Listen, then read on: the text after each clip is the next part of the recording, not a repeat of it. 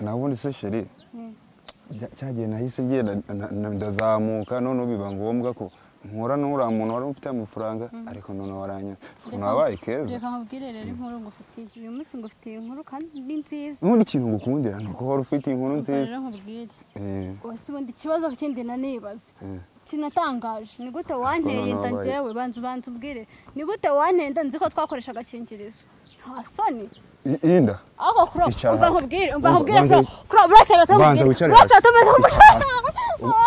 niko mbwira ukuntu wifashe ugatora agakingirizo ukantera inda njyewe ako se ubundi ibintu uri kuvuga uzi ko umva we ca bugufi banza umbwire neza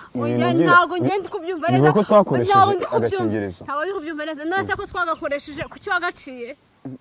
mbese reka nkubaza ubundi ni gute wakoresha agakingirizo ugatera inda kuki nyine wagaciye ku cyo wagaciye Yesu Kristo ubundi reka nkubwire egera hirya ubundi utangiye kuvuga ibintu byenda uzi ko wowe niko nakoresha agakingirizo ntabwo ubyibuka waragakoresheje ko waragaciye itonde hari ubundi twaryamanye sangape twaryamanye sangape se twaryamanye ubwo n'amasaha naguyebuka umva banza unyumve twaryamanye ari sangape twege impamvu ngiye kukubaza gute mu muryango wacu turiyizi isaha duterera hinda turayizi we mwitera sangahe wigize akarayusha kubunukira hinde umva rero nkubwi ibintu by'abakobwa mwizanye bo muri umva urafite ngo ngende ikiza akaraya shasubiye bwa mbere ndavuze ngo banza unyumve twebwe igihe duterera inda amasaha ndayazi angahe nyine